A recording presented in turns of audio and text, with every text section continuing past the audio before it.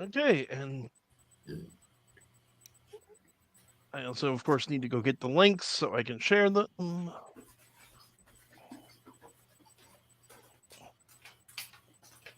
Good evening, ladies and gentlemen. Just bear with us a second while I get the requisite links to share. Um, we have more than Brian here, so you can all jangle keys to keep the audience entertained if you like. Jazz hands, everybody! Yeah. Yeah, I don't object to jazz hands either. No keys required. Exactly. Okay. We are live. It's not working, Pat. One, post two more places, and we're good to go.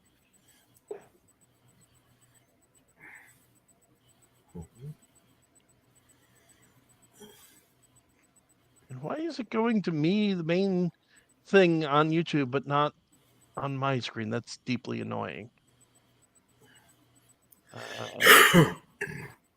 I've started using OBS again for the D&D game I'm running on to put on YouTube, so I'm thinking I'm going to have to switch back to that for everything else. As much as I like the whole nobody has to subscribe to anything, nobody has to have a membership to anything, the 1 hour time limit and all the other things that come with Jitsi is just becoming too much of a pain in the rear end for me.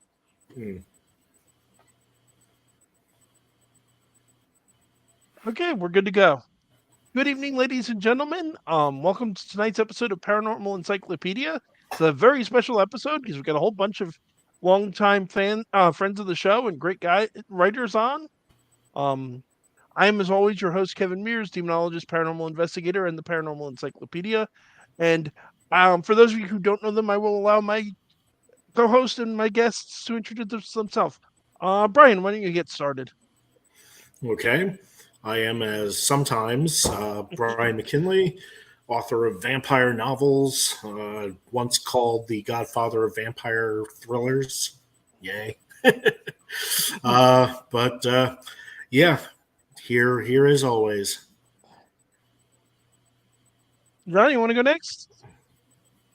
Okay, I'm John L. French. I am a retired crime scene investigator, having done 40 years on the streets of Baltimore.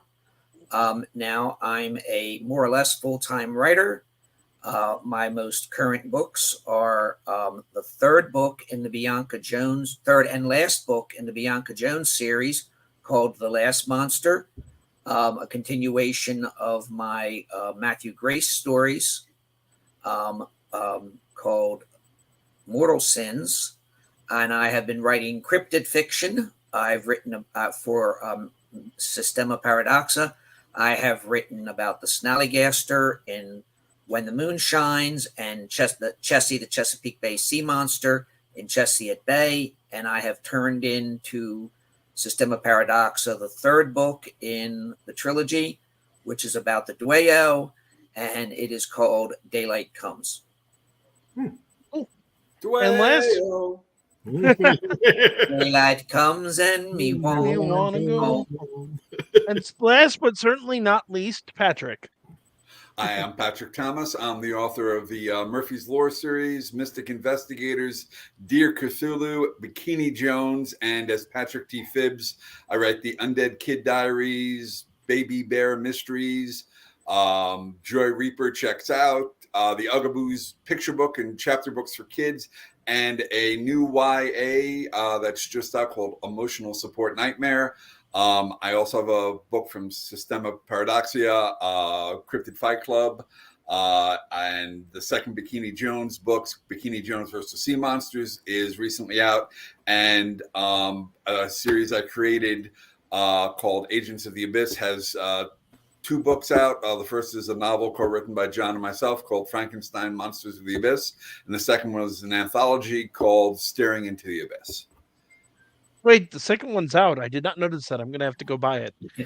There's been a problem with the hard copy, but the ebook is out, and the hard copy is supposed to be out. So hopefully it'll be out by the time anyone listening goes and checks. Yes. Ebook's good for me, so I'll just get that. And we have, and there are 2 other books, at least there's several other books planned in the series. Pat and my novel, Detectives of the Abyss, features Sherlock Holmes's goddaughter, and there's basically there is a mention of a character in there named Kelvin Mears. It's a really wonderful story, and I'm not just saying that because of the shout out I get in it.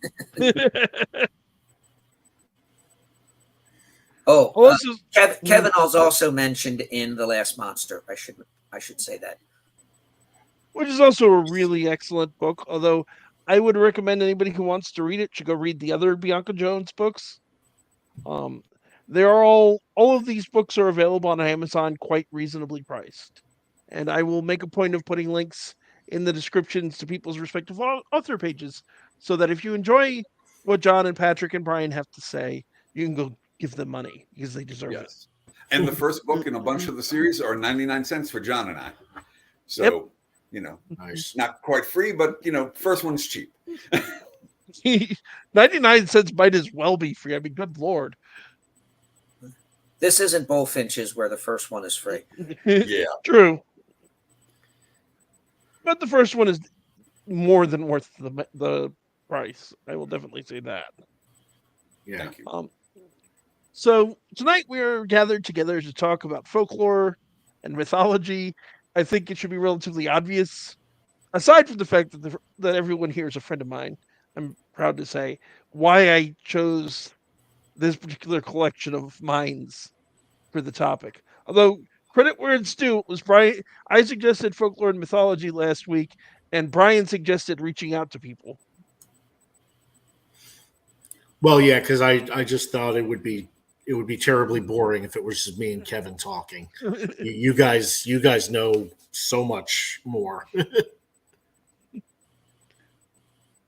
I mean, when I pride myself on being a folklore buff, and Pat, I remember you surprised me the first time and not the last time with Baroque and Dagonet.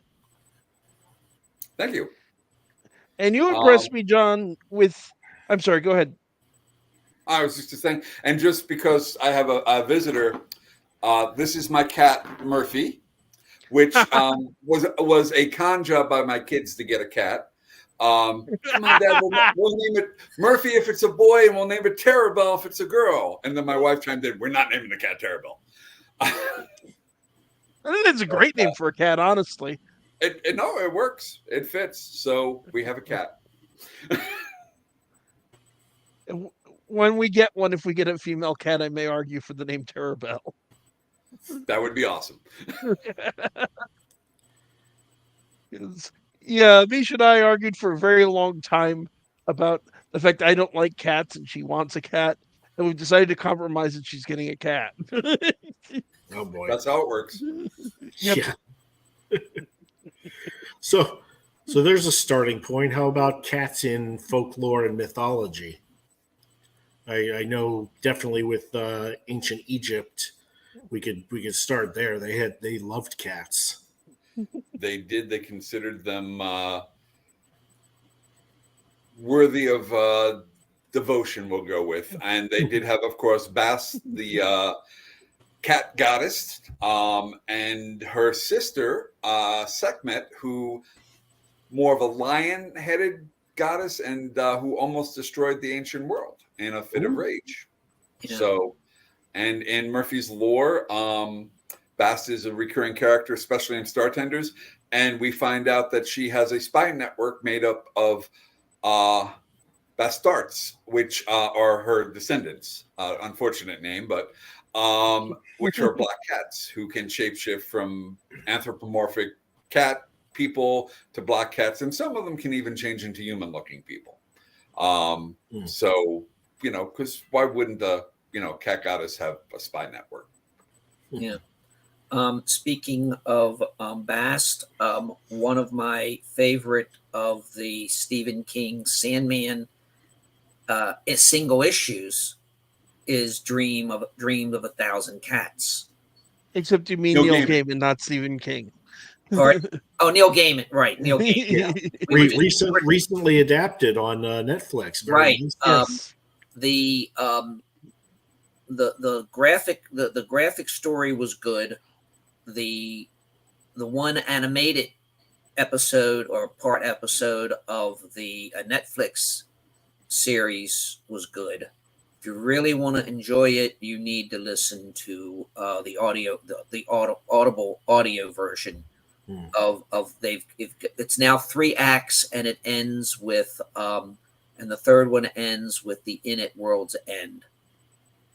So there's got to be one more in order to wrap up the series. So but it's very, very good. And if you like creepy, the whole first episode where John Constantine goes into the house will you'll enjoy it, and afterwards you'll want to have to take a shower. Having There's a listened Simon Pegg version of that doesn't look anything like the original No Gaiman. If you guys have seen at World's End, Yeah. bad joke. Same title, just very different. I completely actually only different recently story. saw that movie. It's great. I had seen the other know the two mo- Cornetto movies, but not that last one. Shaun of I the know the Dead. movie you're talking about. I have not seen it. Oh, it's a lot of fun. It's So funny, twisted, like that whole series of movies. I won't It is. ruin anything, but it's about a pub crawl, and we can just leave it at that. I know a little bit more than that, but for the sake of our audience, we won't go further. I will Yeah. say, Shaun of the Dead is a notable exception in the fact that, for the most part, I really hate zombie movies. Yeah. Shaun of the Dead is one of the few exceptions.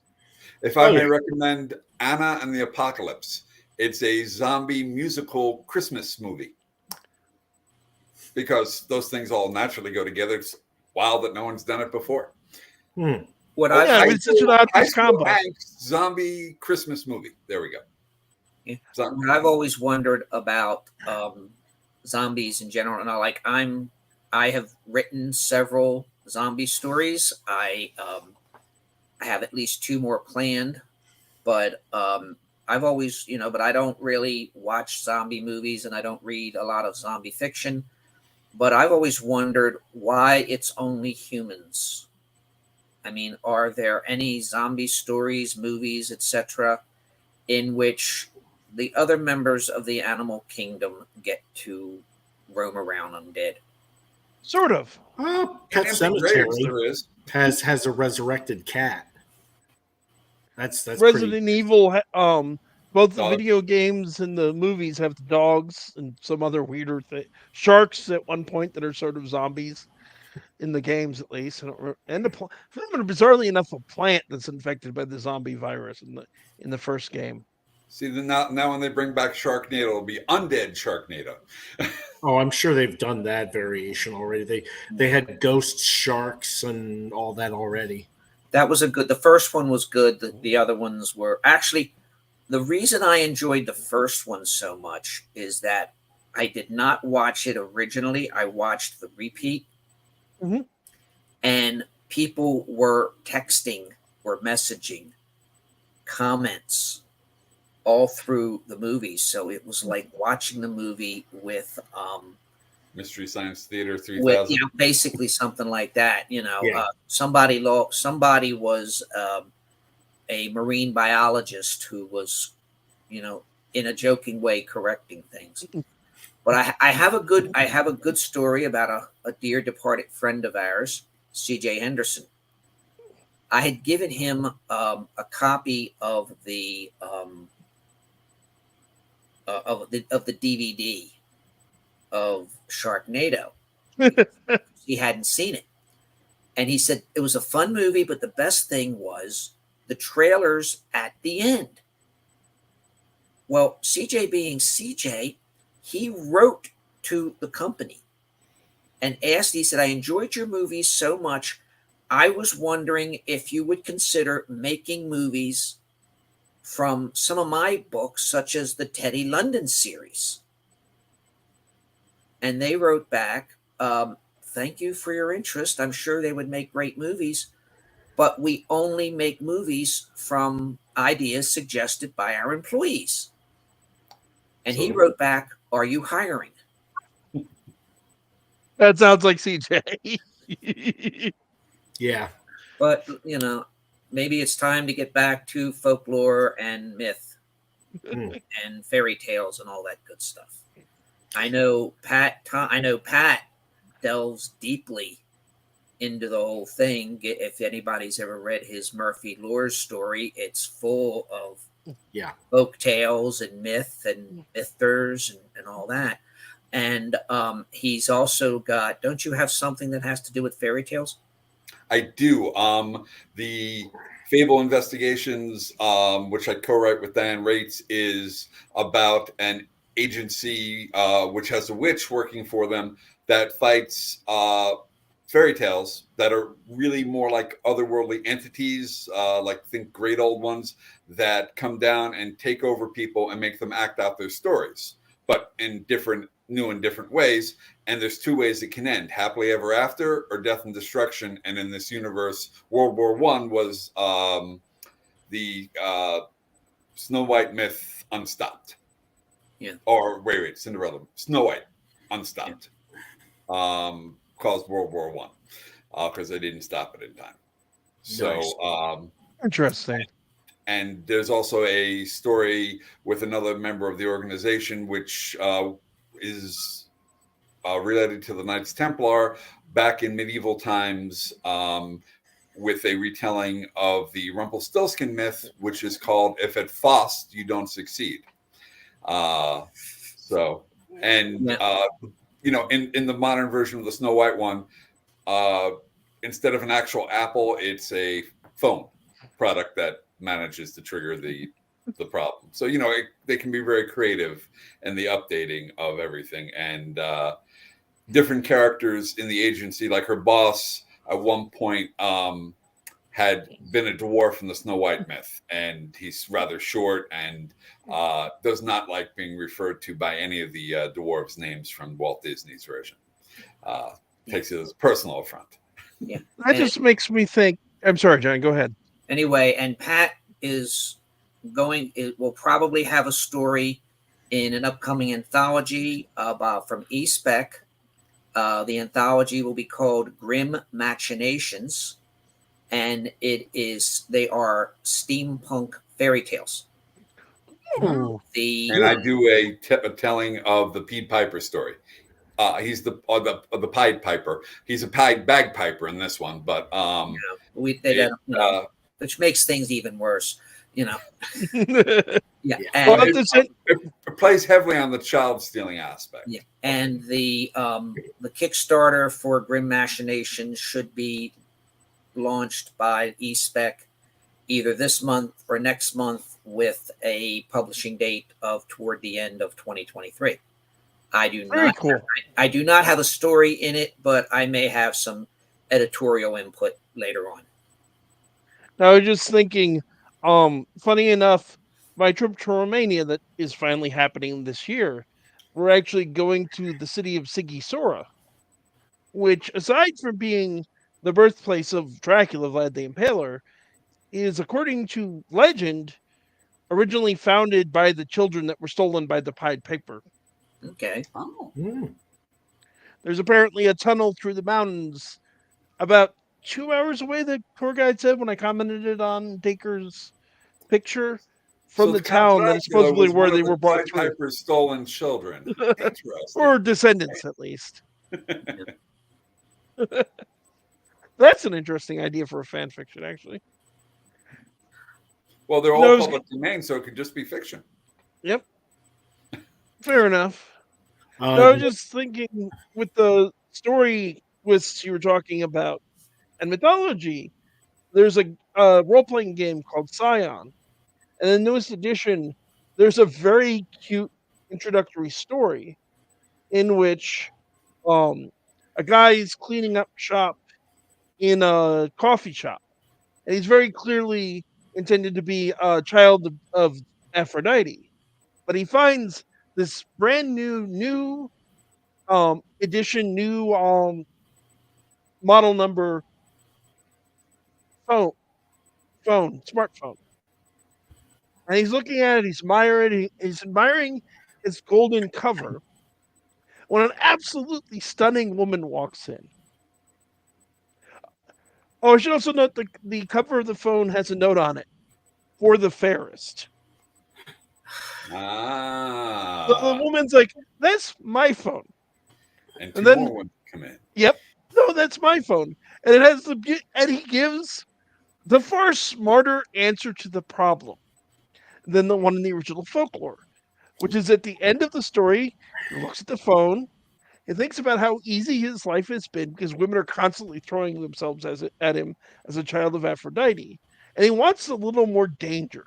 So he picks up the phone. He presses his thumbprint to the screen to unlock it. And he goes, "I'm sorry, ladies, you're mistaken. This is my phone. You all have my number. Now don't be a stranger, but I have to close." No, it's fun doing the updated retellings. In Murphy's lore, it's more of a continuation because the characters are the ones from the myths, although Murphy explains that the myths aren't always accurate because for instance, several of the ones by Hercules have been told and embellished by him over the years. Of course. So they sound better. I've done two versions of fairy tales. One is in my book, the Magic of Simon Tombs, in which it is a retelling. Well, it's called Rapunzel's Song, so it's a retelling of the Rapunzel story, following all of it, even the part at the end. You know, the thing everybody remembers about Rapunzel is "let down your hair." And, he does, and he gets the girl and all that. But there's some really, like in all good fairy tales, there's some really dark stuff in it. Yeah. And so you can't shy away from the dark stuff. And I like to think I made mine just a little bit darker. And then there's a book that will be coming out from Padwolf sometime in 2023 called In the Ruins of Caroline, which features a medieval knight named Connor. And we get into several things like the legacy of King Arthur and what that means. There are dragons, there are witches, there are mermaids, and there is a retelling of the Cinderella story that has very little to do with Connor, but which involves a certain medieval bard named CJ, son of Hender. The first story of which was written for the C.J. Henderson book put out by Tribute Anthology. Tribute Anthology put out by Eastbeck Books. I have, in fact, read the story. I enjoyed it. The Society for the Protection of C.J. Henderson. Yes. Preservation. Yes, and that was I think that was the only story in the book that CJ got to read, because I took it to him, let him read it, and he only made one slight correction.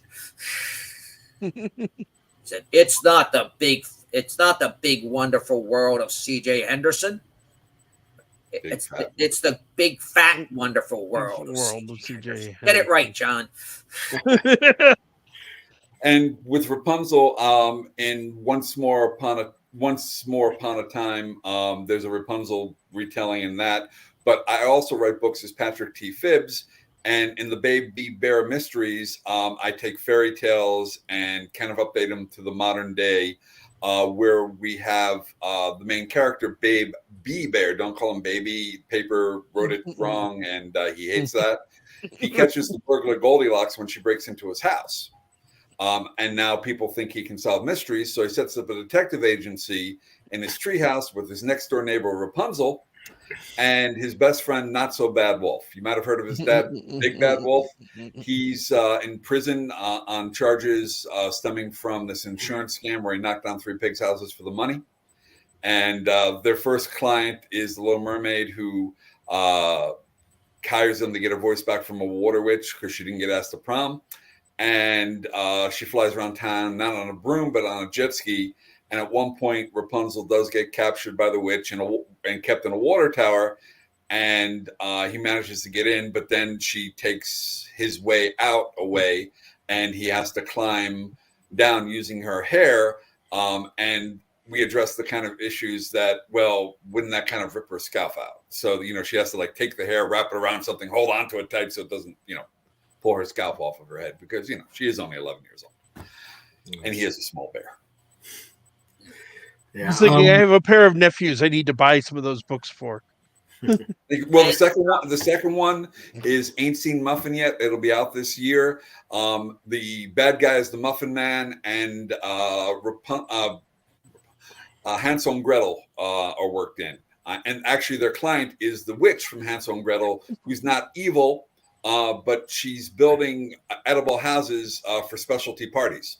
And this is her first one, and she figures, it's her ticket to the big time, because you hire her, she builds your house, you invite people over, and during the party, you eat the house. Yeah. And someone has stolen her door, which is almond and this and that, but there's something called a Maltese cookie. And this door is made out of the same stuff. So it's the Maltese cookie door. And he has to find that, not quite a falcon, but he was thrilled.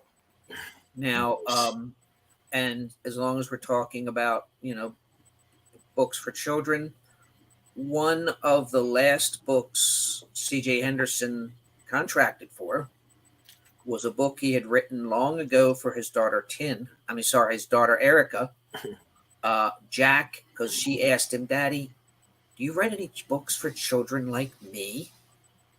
Or write any books for children my age?" And being a good father, he wrote one, and being a good friend, he sent me a copy so I could read it to Karen, my daughter.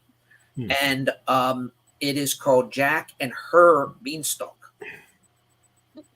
And it is available. I had the pleasure of editing it, but it was a bittersweet because CJ had passed by then, so it came out posthumously. I will say, out of respect for the dead, and I think we can all agree with the sentiment, folks, if you're wondering who we're talking about the late brilliant author C.J. Henderson. I would highly recommend checking out his work. He wrote some absolutely wonderful stuff. And he was a good friend, I think, to everybody on the panel. Yes. He is probably the main reason I am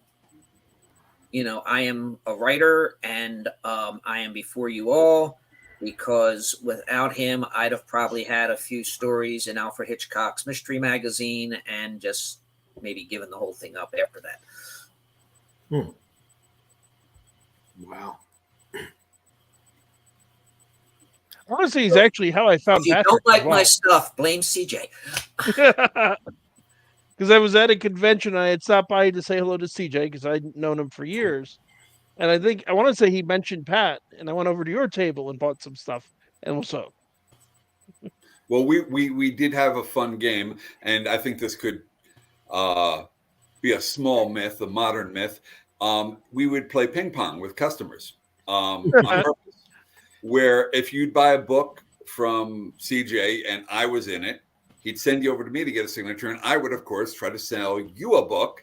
And then if it had John's signature, I'd send them to John. And we went back and forth. And at one BalterCon, between the three of us, we had a record, one customer, 11 purchases.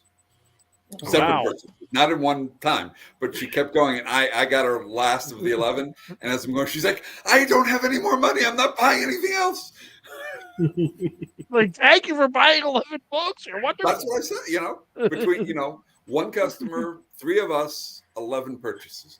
Nice. So this just makes me think of a little plan I have for the next time that you, John, and I are all at a convention together. Of the way I intend to have a little bit of fun with the two of you, and to hopefully get you some book sales. And that is all I'm going to say because I don't want to spoil it. Remember, we have in the past strangled you, and we're quite capable of doing it again. And we had I should make the picture of that the thumbnail for this video. Yeah. And, there we go. And remember, my training allows me. Part of my training is how to find buried bodies. Flip that around. I know how to bury bodies without them being found. And in my day job, I put bodies back together, so I can certainly take them apart. Yeah, there's a lot of something people don't think of, and I've only seen one horror story that alluded to it, but it's a valid point. Of whenever you think of the healing arts, it's like all of those things can be turned the other way around. Yeah. Oh yeah. Specifically, it was an argument along the logic of the less scientific side of it, but like acupuncture and acupressure and chiropractic, and it's like, yeah, take the full metaphysical implications of that and think about using it the other way around. It's actually good to know certain things. Yeah. And John, I was employee of the Baltimore Police Department for over 40 years, but I have a technique where I put ribs back in that I actually involves just finger pressure and deep breathing, but it's incredibly painful. It's very effective. But I've had multiple police officers tell me they wish they knew how to do that because it would help them get confessions because it hurts like hell and doesn't leave a mark. I'm not saying they would actually do No, that. they wouldn't. But I've had at least 3 tell me that. So Yeah. Cute. So if I may ask, what is everybody's favorite myth or legend or mythical character for that matter? That's an excellent question, and I have several answers.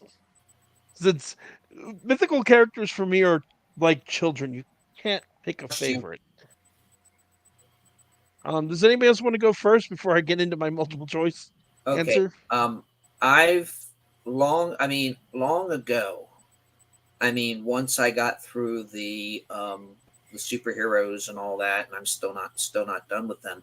But I think my favorite has always been King Arthur and the Knights, because there is just so many stories you can tell, and some of them are funny, and some of them are tragic, and some of them are sad, and it's just, and they can be retold in so many ways, and they have been.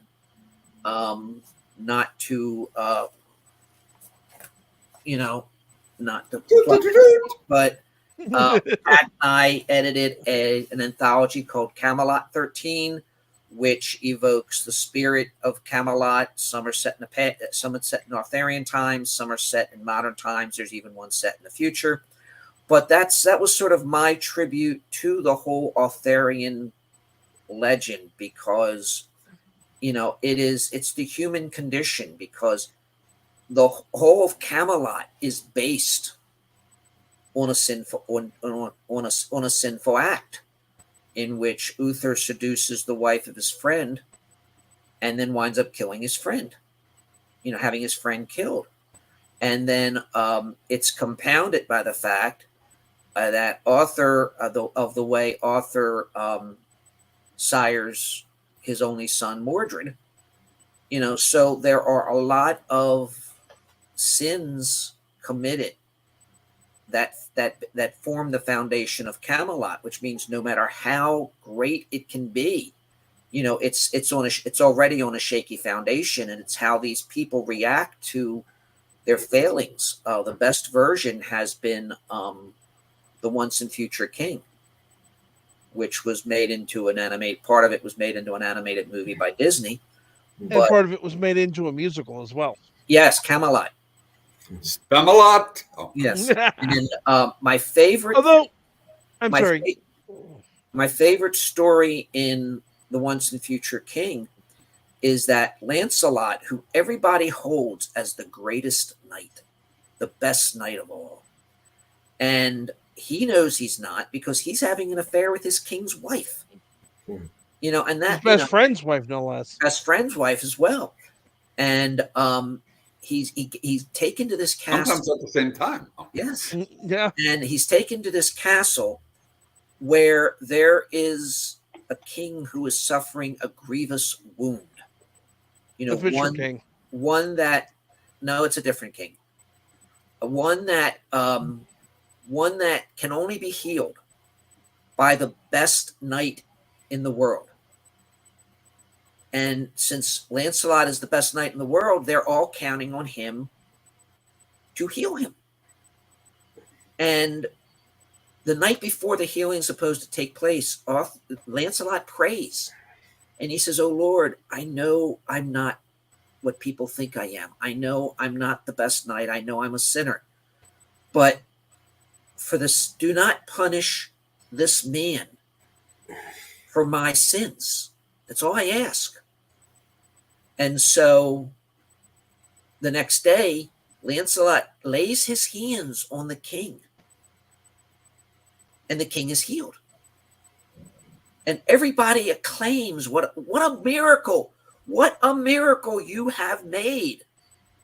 And in the privacy of his room, Lancelot reflects that that no one knows what the true miracle is. That the true miracle was that a miracle actually occurred, or was allowed to occur. So, and that was, to me, kind of encapsulating the whole, the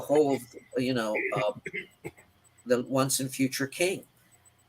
People, flawed people trying to do the best they can. Yep. And well, I'll say, as a mounting point of clarification, depending on the version of the myth, Arthur had as many as 3 sons. Bors is the only one who lived to the end, because there was Prince Madoc, who was his first son, who was, all of them were illegitimate, because essentially Guinevere was barren. But Madoc and the other one died. What? She was a queen. She wasn't a baron. Oh, sorry. Fair enough. Be a baroness anyway. Certainly, Arthur is also one of my favorite stories as well. How about you, Patrick? What's your favorite folklore, mythology? Different points in my life, I would have different answers, and I think they've all worked their way into the Murphy's Law universe. When I was a kid, like probably 4th grade, it was the Greek myths, particularly Hercules. Then by like 5th, 6th grade, I started liking the Norse myths. Sometime later, I discovered the Monkey King. King Arthur was in there. Robin Hood was in there. And with the exception of Robin Hood, although mentioned, has not been worked in, I managed to work in a lot of them, and even working in the Greek myths to the time of Camelot and a few stories in the Infinite Jester stories.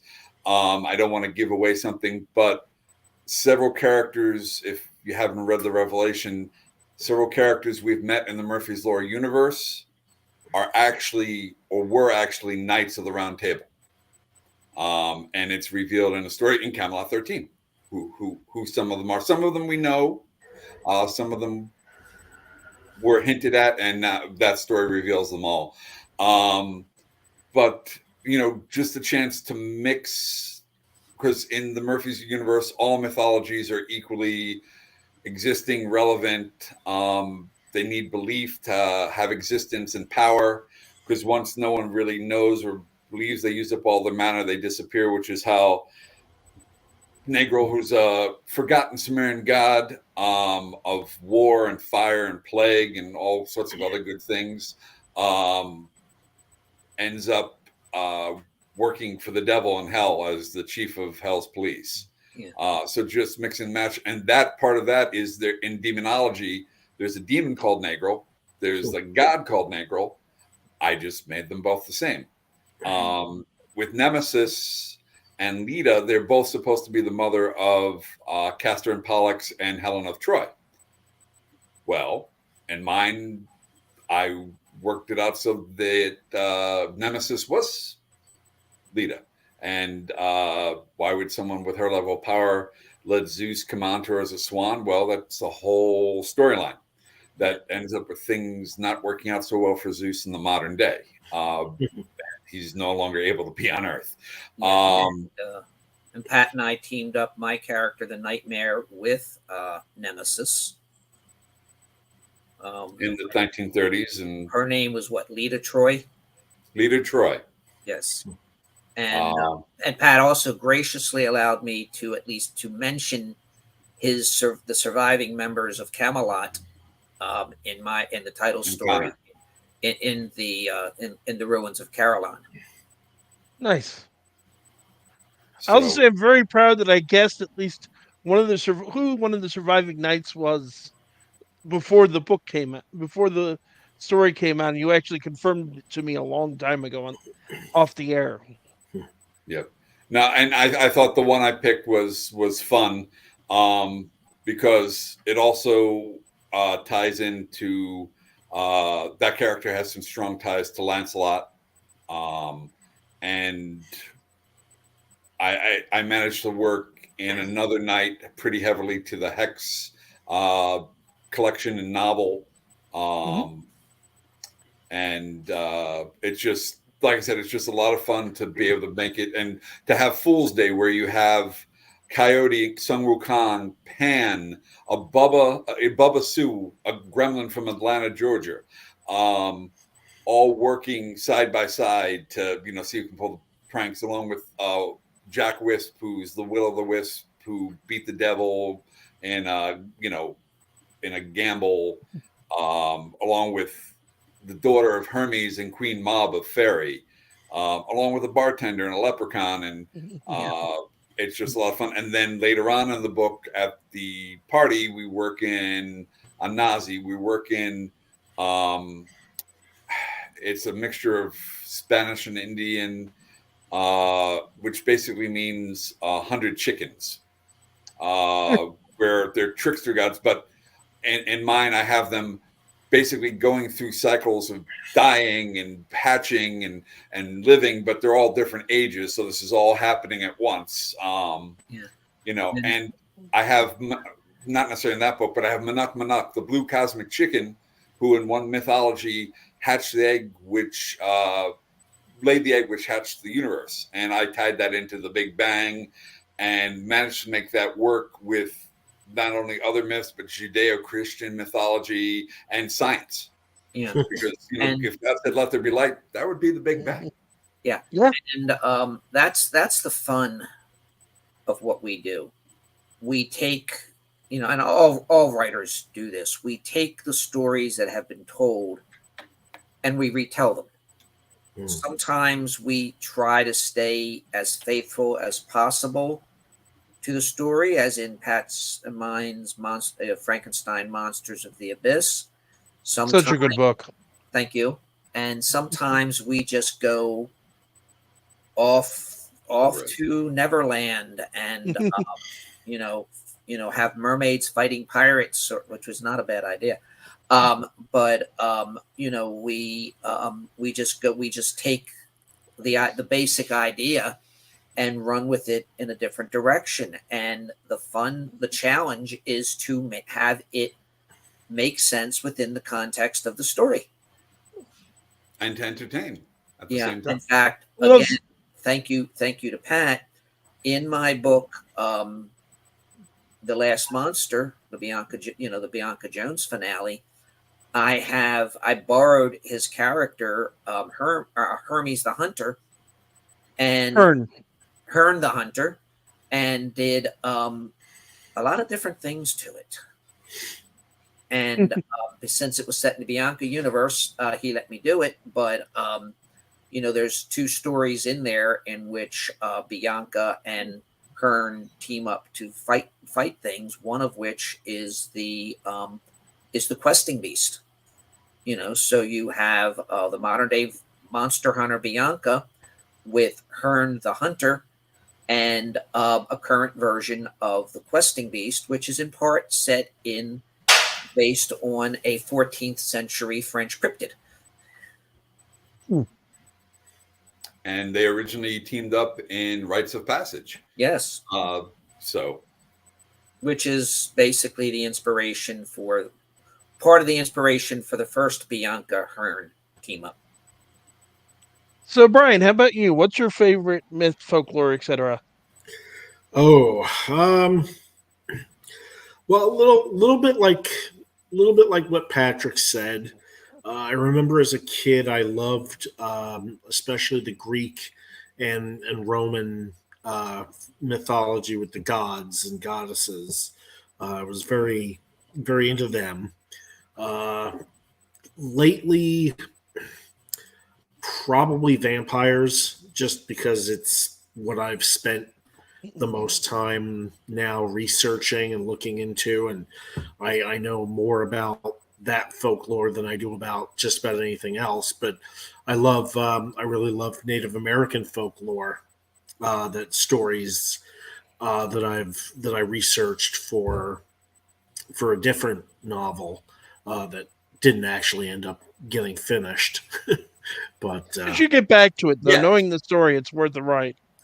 it really is. It's just there are certain elements now that are kind of not problematic, but just potentially, being that I'm not any sort of part Native American, Mm, there's that feeling of kind of cultural appropriation, trying to tell a story that is very essentially, Native American, about Native American characters, and it's all about their backgrounds and stuff, and it kind of feels like it would be a hard sell now.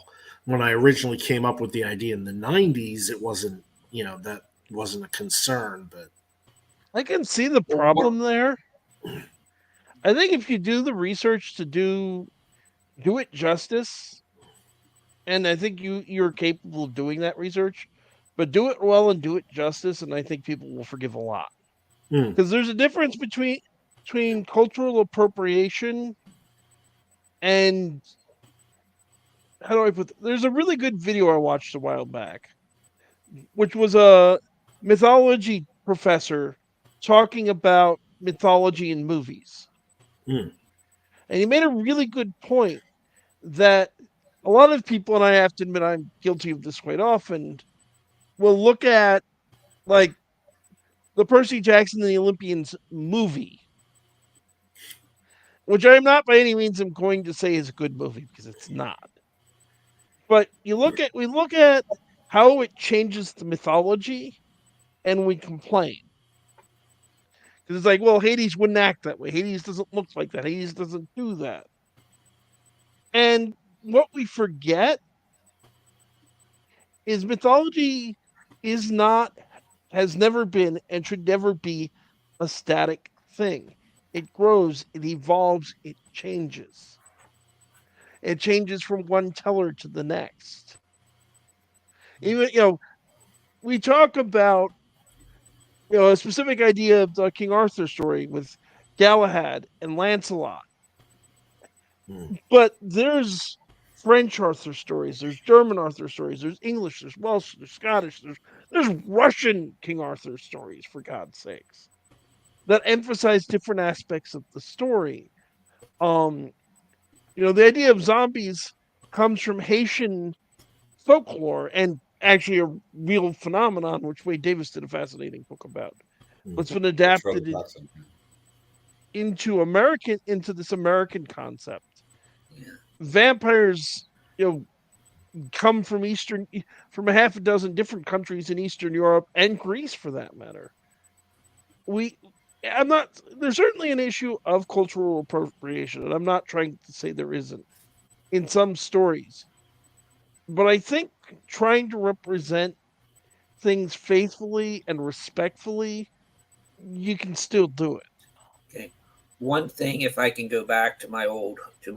old Catholic background, was when a priest or somebody was putting out a theological work, he would present it to some Catholic theological experts Mhm. who would get, I think the Latin is res obstat, which might have been Latin for yes, this is correct. And then I'm probably wrong about that, but the other one was the imprimatur, which basically said this is theologically sound, it can be published. Hmm. And if somebody is doing a work on a different culture, no matter how familiar they are with the culture, it is now imperative to present it to a couple of experts, native experts on that culture, That's an excellent and idea. and essentially get their imprimatur.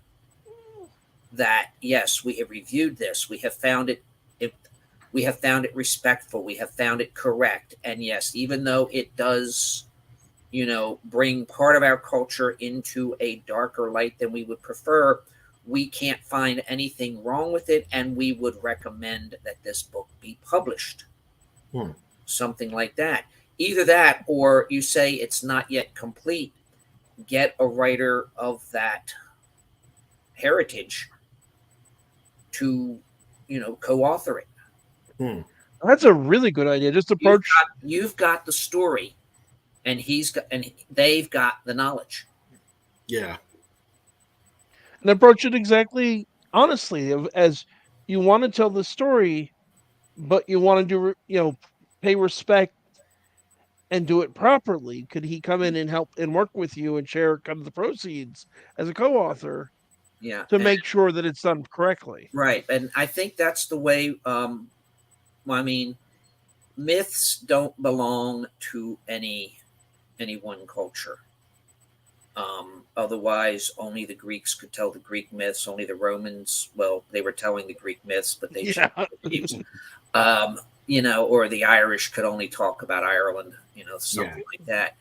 The idea behind retelling the myths and the legends and the stories that will one day become myths and legends are to do it with a consciousness of when they were created, what things are, what things are like now, and present them honestly and respectfully. Yeah. Mhm. Well, I'll also give you an example that I saw made in a book on a different subject, and I don't want to say what because I don't want to spoil the point I'm making. If I was to tell you a story about the last child of a dying people who was sent away in a vessel to save him from destruction, and that he came to a new people and he eventually found special powers and was Hmm. able to lead people. Am I telling you the story of Superman, or am I telling you the story of Moses? You're Both. telling the story of Superman. You're telling the story of Moses, and there are several other stories. I believe wasn't Oedipus set in a vessel, and that's how come he did not know who his mother and father were. I think you're right there. Maybe, or was that Of Perseus? course, I don't know, but it worked out better for Moses and Superman than it did for They Oedipus. did for Oedipus. Yeah. I will say to my answer the question myself. Um, I have to agree with all of you. Arthurian legends are among my favorites. Greek mythology is kind of like everyone else is kind of where I got started. Um, vampire folklore is what got me. Without vampire folklore, we wouldn't all be sitting here because that's what got me Right, interested in the right. paranormal. Um, Um, for my favorite single story from folklore and mythology, I'd have to go with my favorite story from the Brothers Grimm, which is Godfather Death. New one on me. Yeah, a lot of people say that.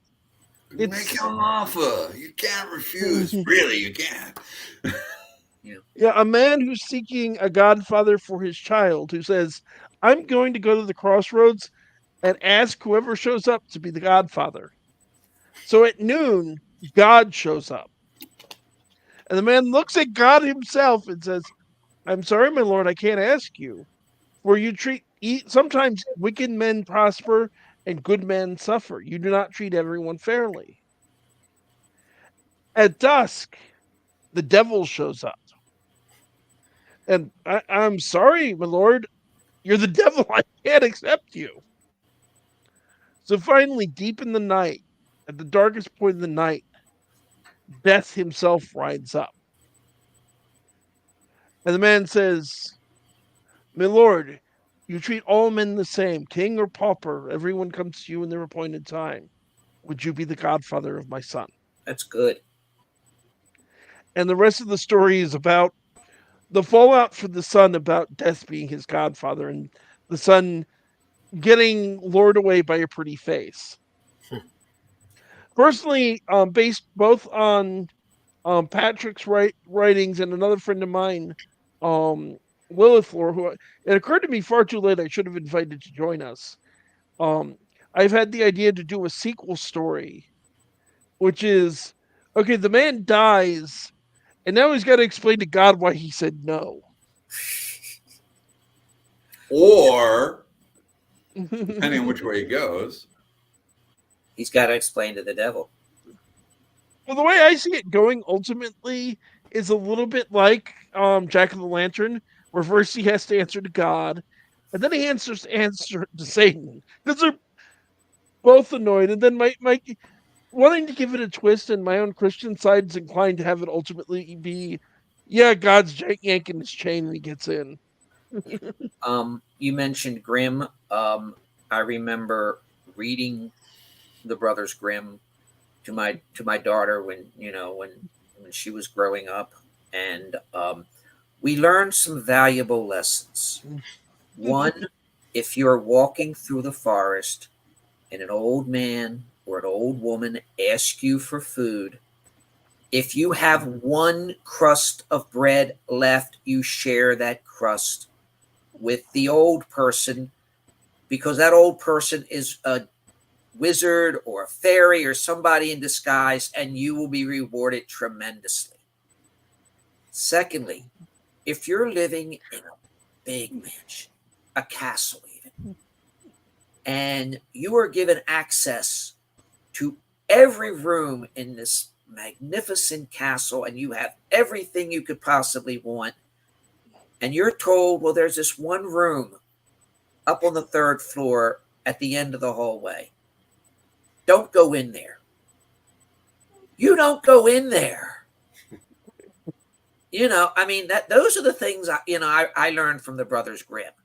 If you're happy, that's fine. Be generous. Listen, Yep. Don't go into the room. Remember the story of Bluebeard and Bluebeard and what his current wife found in the room she was not supposed to go into. Yep.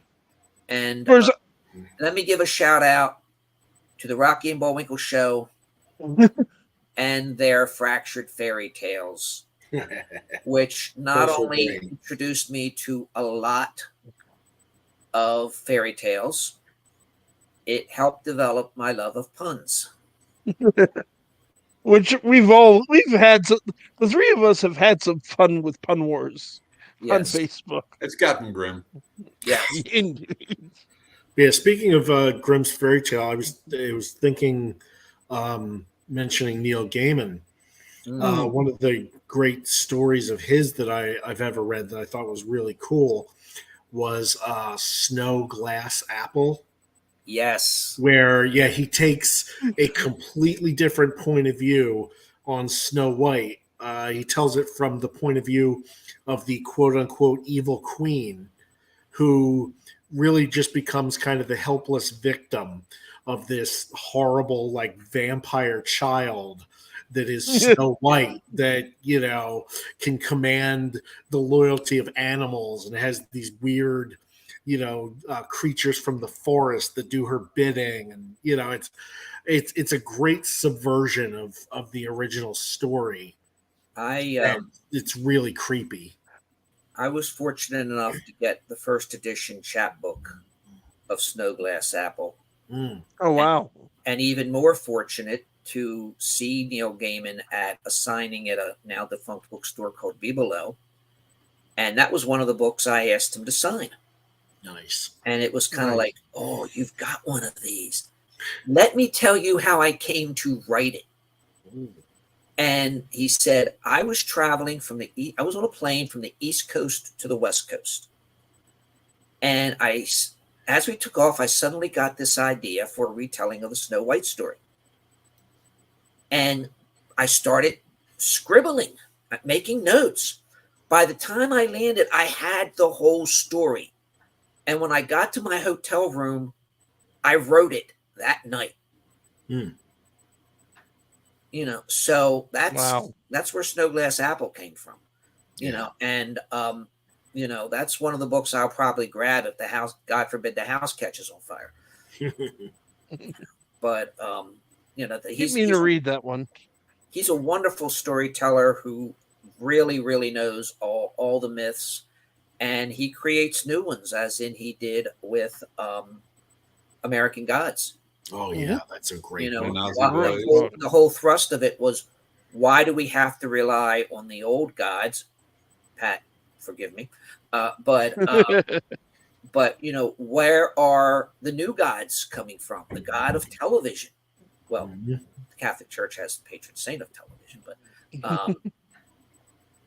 they have a patron saint for everything. Yes, literally.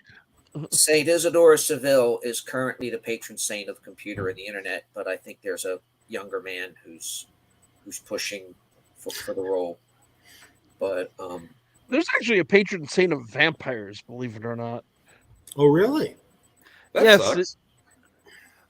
Specifically, it's a saint that's associated with killing a vampire in a folk tale, so he's the patron saint of vampires. Oh, that's well.